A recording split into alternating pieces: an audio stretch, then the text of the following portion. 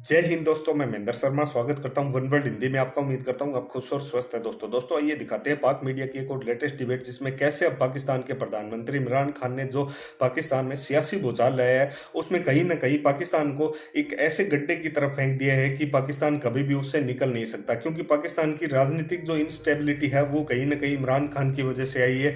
क्योंकि वहाँ बैठी भूखमरी, बेरोजगारी और गुर्बत इतनी भयंकर तरीके से फैल चुकी है कि सरकार तो क्या सभी सभी जो इदारे और जो ब्यूरोक्रेट्स हैं वो भी ये चाहते हैं कि आज इमरान खान कहीं ना कहीं छुट्टी होकर चला जाए। तो दोस्तों देखिए, डिबेट आलिया शाह और साजिद तरा ने बहुत जबरदस्त विश्लेषण करके बताया कैसे पाकिस्तान के हालात है और किस दिशा में पाकिस्तान जा रहा है और भारत के साथ क्या कंपैरिजन है। तो दोस्तों देखिए डिबेट और कमेंट में अपनी प्रतिक्रिया जरूर दें। लास्ट में आपसे रिक्वेस्ट करूँ, चैनल पर नए हैं तो चैनल को सबसे पहले सब्सक्राइब करें, लाइक शेयर कमेंट जरूर करें। दोस्तों जय हिंद, वंदे मातरम, भारत माता की जय। दोस्तों खराब है, आपके ऊपर मिसाइल के अटैक हो रहे हैं, दूसरी साइड पे आपने उसके ऊपर फिर स्टेटमेंट उनकी फॉरेन पॉलिसी को भी कर रहे हैं। आपको बिल्कुल कुछ पता नहीं है कि क्या हो रहा है। कभी आप अमेरिका के जिम्मे लगाते हैं, कभी आप इसको साजिश, भारतीय साजिश कहते हैं, कभी आप इसको कहते हैं कि अब मेरा मकसद है कि मुझे अब खासा जबरदस्ती भट्टो बनने की कोशिश कर रहे हैं, लेकिन ये होगा नहीं इस तरह, क्योंकि नाउ दिस इज 2022 और गलत हो रहा है जो कुछ भी हो रहा है। मैं इस पे जितना ये जो आपने तज्जिया किया, ये जो आप बात कर रहे हैं, आपने तमाम बातें जो है बड़ी आपने गहराई में जाके सारा कुछ बताया है। ये जो आपने कहा कि भुट्टो बनने की कोशिश कर रहे हैं, सर भुट्टो बनने के लिए अब देखें कौन कौन कितने अरसे से कोशिश करता है। आज तक भुट्टो के अलावा कोई भुट्टो बन नहीं सका। क्योंकि भुट्टो के बड़े हम बहुत सारे ऐसे काम हैं जो लोगों को नापसंद भी है, बहुत सारे ऐसे काम हैं जो इतने पसंद है कि वो अभी तक उनको हीरोज मानते हैं।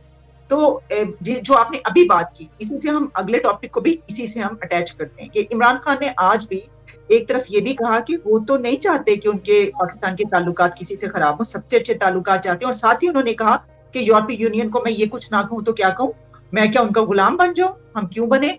और उसके साथ ही उन्होंने जिस प्राइम मिनिस्टर की फॉरेन पॉलिसी की तारीफ की इंडिया के जी उनकी फॉरेन पॉलिसी बड़ी जबरदस्त है, आज उन्होंने ये कहा कि नवाज शरीफ और मोदी जो है वो तो छुप के मिलते हैं नेपाल में, उनका रोमांस चलता रहा। यानी वो अपना बयानिया दोहरा भी रहे हैं और उसको साथ साथ निगेट भी करते चले जा रहे हैं। और सर इसी से जुड़ा हुआ सवाल जिसकी तरफ मैं जानना चाहूंगी कि वो जहां आपने ये बात की कि अगर मिसाइल गिरता है तो उनकी वो नहीं आती, उनकी तवज्जो क्योंकि सारी इस तरफ है और कुछ वो देख ही नहीं रहे।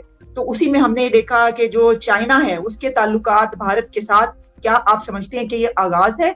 इसकी वजह यह है कि एक बड़ा ब्रेक थ्रू है कि चाइनीज फॉरेन मिनिस्टर यहाँ से अफगानिस्तान गए और उसके बाद वो इंडिया गए, उन्होंने नेपाल भी जाना है, लेकिन इंडिया का दौरा यहाँ तक कहा जा रहा है कि भाई ये तो उन्होंने खुद कह के किया है। देखें, इसमें खान साहब, मैं खैर जब कंपैरिजन खान साहब हमेशा इसको करते हैं कि मैं भारत के साथ अपने कंपैरिजन करते हैं, ये बिल्कुल गलत करते हैं। इस वक्त बहुत ज्यादा गैप क्रिएट हो चुका है पाकिस्तान और भारत, उसकी डेवलपमेंट में, उनकी मुआशी डेवलपमेंट में, उनकी सियासी नशोनुमा में, सियासी ट्रेनिंग की, फिर उनका इंटरनेशनल डिप्लोमेसी में बहुत आगे जा चुके हैं। अब अपना कंपैरिजन जो है वो आप नेपाल से किया करें, आप बांग्लादेश से भी आपका कोई मॉरल वैल्यू नहीं बनती आपकी कि आप बांग्लादेश भी आपसे आगे जा चुका है, आपका कोई इस वक्त कंपैरिजन नहीं है। आप भूटान वगैरह उस कैटेगरी में अगर देखें तो मेरे ख्याल में वो भी आपसे आगे होंगे। तो इन सर्कमस्टांसेस में अगर खान साहब तो खैर ब्लंडर, खान साहब की एक जो मैं पहले आपको बात कर रहा था कि भुट्टो साहब की तरह ना, ये जलसों में आपने देखा है खान साहब बोलते स्टाइल इनका बिल्कुल भुट्टो की तरह है, लेकिन खान साहब की कमजोरी ये है कि खान साहब बोलते बहुत ज्यादा है। और खान साहब ने एक वाहिद वजीर आजम ऐसे हैं जो अगर आप इनकी रिसर्च करें 3.5 साल में तो 4,500 से ज्यादा इनकी तकारीर और क्लिप्स मौजूद हैं। और अपने ही जब भी ये कोई बात करते हैं, साथ ही कोई पुरानी क्लिप करें तो उसमें कंट्राडिक्ट कर रहे होते हैं और टिकटॉक बन जाती है, उसके बाद जोक बन जाता है, क्योंकि खान साहब खुद ही उसको कंट्राडिक्ट कर रहे होते हैं। एक हफ्ता पहले कुछ कहते हैं, हफ्ता बाद कुछ कह देते हैं, या ये खुद कुछ कह रहे होते हैं, वजीर उसी टाइम पर 15 मिनट बाद कोई और स्टेटमेंट दे रहे होते हैं। तो इसका लेफ्ट हैंड को नहीं पता कि राइट हैंड क्या कर रहा है, और ये खुद एडमिट करते हैं क्योंकि इनको गवर्नेंस का अंदाजा ही नहीं था, इनको पता ही नहीं था।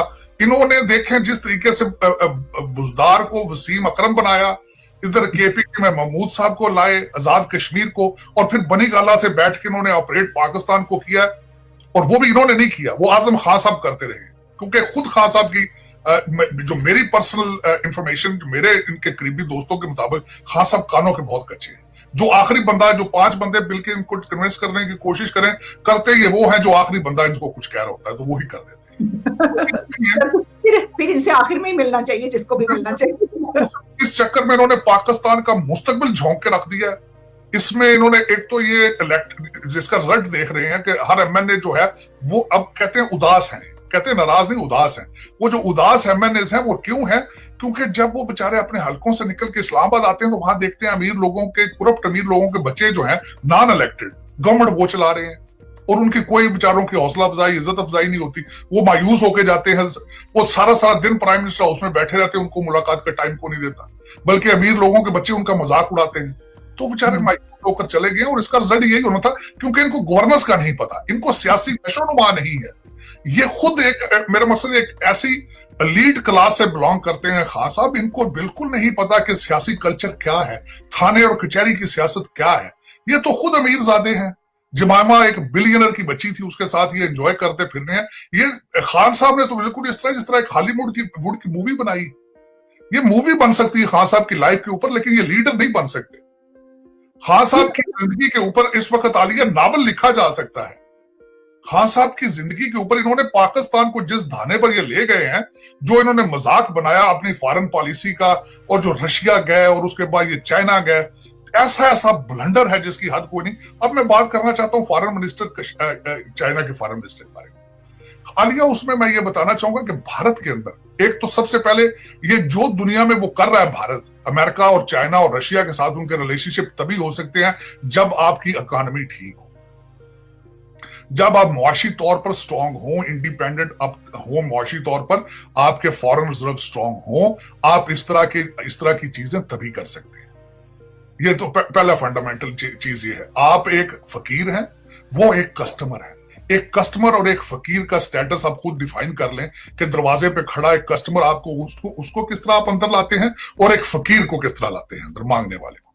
और उनका स्टेटस एज ए कस्टमर, वो त्यारे लेते हैं, बोइंग लेते हैं, राफेल लेते हैं, S-400 लेते हैं, उनका स्टेटस ये है।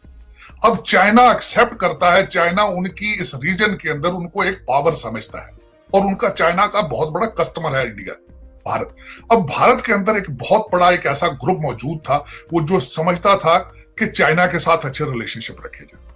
अब जब दोनों कंट्रीज जिनकी एक्सपोर्ट अच्छी हो, जिनकी इकोनॉमीज अच्छी हो, वो एक दूसरे के, उनको वो समझते हैं हम एक दूसरे की जरूरत है। आपने उसको एज ए ब्लैकमेल किया, आपने चाइना को ब्लैकमेल करने की कोशिश की कि जी आपका हमारा दुश्मन और आपका दुश्मन और इसलिए चलें जी मिलकर करें, लेकिन वो आपकी हद तक वो नहीं जा सकते। उसकी वजह ये है कि इंडिया जो है भारत के लिए क्लाइंट है, वो उसको खराब नहीं कर सकते। आप समझते थे कि आप उनके दुश्मनी का आप फायदा उठाएंगे, तो वो आपकी फॉरेन पॉलिसी देखने, मैं समझता हूं ये बहुत बड़ा आपकी रीसेंट 2 ब्लंडर आपकी फॉरेन पॉलिसी, एक ईरान का और अफगानिस्तान का फॉरेन मिनिस्टर ओआईसी में ना आना, और उसके बाद ओआईसी की मीटिंग से पहले दुबई और सऊदी अरेबिया का डेलीगेशन कश्मीर में जाना, ये दूसरा ब्लंडर।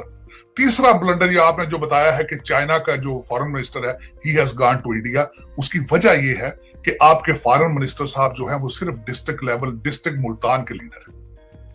वो इस्लामाबाद में फॉरेन सर्विस को, फॉरेन मिनिस्ट्री या फॉरेन पॉलिसी को वो नहीं चला सकते। उनकी टोटल उनकी ख्वाहिश थी कि वो चीफ मिनिस्टर बनते और उसके बाद -1 फार्मूले का हिस्सा बनते। मेरे ख्याल में वो भी उनके वो मेरे ख्याल पे पेज ग्रेड से ज्यादा है। उनका सिर्फ और सिर्फ जो जोर देखें, उन्होंने अपना सारा बता दिया था नेशनल असेंबली में, तकरीर जो उन्होंने की थी यूसुफ रजा गिलानी साहब के खिलाफ सेनेट में, असेंबली में, उसमें बिल्कुल उन्होंने बता दिया था कि this is what I am, this is kind of leader I am, don't make higher standards related to regarding my personality. तो वो बिल्कुल वो आपको नजर आ रहा है। 3-4 मैंने आपको आपकी फॉरेन पॉलिसी के रिसेंट ब्लंडर बताए हैं और इसका कोई जवाब नहीं है, वो आपके रडार पर भी नहीं है, आपकी प्रेस भी उसको कवर नहीं कर रही, आपका मीडिया भी उसको बिल्कुल नहीं कवर कर रहा। और एक और सबसे बड़ी चीज नहीं कवर की, जब जापान का प्रीमियर गया तो आपके बारे में जो स्टेटमेंट है वो छोड़ गया, आपके मीडिया ने उसको भी कवर नहीं किया। सही कह रहे हैं, सही, ठीक है। तो सर ये शाह महमूद कुरैशी साहब की आप बात करें, ये तो प्राइम मिनिस्टर बनने के वो ख्वाब देखते रहते हैं, तो पता नहीं उनको टाइम मिलता है, मौका या नहीं मिलता। लेकिन ये जो सर आपने बात की, यानी ये कि एक जिसको समुद्रों से गहरी और पहाड़ों से ऊंची दोस्ती जिसकी कही जाती है, तो वो जो है वो एक ऐसे कंट्री की तरफ जा रहा है जो कि मतलब ये कि पाकिस्तान ने क्या उसके बारे में कुछ सोचा, इन्होंने कोई बात की, उनसे कुछ कहा, क्योंकि अगर ऐसा कुछ हो रहा होगा तो दूसरा कंट्री तो जरूर अपने उससे बात करेगा। जैसे मैंने आपको बताया कि जब उन्होंने जाना था तो उन्होंने यहाँ पर जब ओआईसी थी तो कश्मीर के हवाले से बात की, तो उसके ऊपर इंडिया ने उनको कंडेम किया और उनको, हालांकि उन्होंने पहले ही कह चुके थे कि उन्होंने उस तरफ जाना था, लेकिन वो नहीं रुके। उन्होंने उनकी जो थी उन्होंने कहा ठीक है आना होगा, आएंगे, अपने उस पर आ रहे हैं। ये बात ये आपने सही की कि अपने पैरों पे जो खड़ा हो वो तो फिर इसी तरह करता है। लेकिन सर मैं आपसे इसके अलावा एक आखिरी बात ये भी पूछना चाहूंगी कि आपने जो ये जो शहरियार अफरीदी साहब ने एक ऐसा बयान दिया है, इतना ही गलत बयान ये है, जिस तरह आपने कहा कि उस तरफ के जो लोग होते हैं वहां पे खड़े होकर ऐसा बयान देने का मतलब है कि आप तो ये खुद कुछ बना रहे हैं। तो इमरान खान साहब कोई इस पे कोई बयान नहीं देंगे, उनको कंडेम नहीं करेंगे, उनको कहेंगे नहीं कि ये क्या तुमने ये बकवास मारी है, ये क्या बात की आप? मैं कहता हूँ, हालांकि वो तो सर इस्लामोफोबिया का झंडा झंडा उठा के खड़े हैं ना, उनको नहीं पता कि ये इस्लामोफोबिया है। देखें, मुझे जब इनके एक एडवाइजर ने रमेश कुमार की जब उनको गलत अल्फाज से इन्होंने टीवी नेशनल टीवी पे बोले थे, मैं एक्सपेक्ट कर रहा था कि शायद ये लीडरशिप का मुजाहरा करें और उसको कहें कि आई एम सॉरी, या वो खुद कहे कि मैं आई एम सॉरी, लेकिन उन्होंने नहीं कहा। मैं वहां से दिल बर्दाश्ता था। इसके बाद ये दूसरे फेडरल मिनिस्टर हैं जिन्होंने ये कहा है। शहरियार अफरीदी ने कहा ये तीसरा ब्लंडर है इंटरनेशनल लेवल का जो उन्होंने किया। पहले तो उन्होंने न्यूयॉर्क में किया था, फिर उन्होंने फ्रांस में जाके किया था, और आज फिर उन्होंने ये किया है। लेकिन अफसोस, लीडरशिप ये होती है कि अपनी गलतियों को फौरन करेक्ट किया जाए और अपनी टीम को कहा जाए कि ये ऐसा नहीं करना। लेकिन अफसोस, मेरी इंफॉर्मेशन है, कहते हैं कि इस वक्त जो ज्यादा बदतमीज होता है उसको खान साहब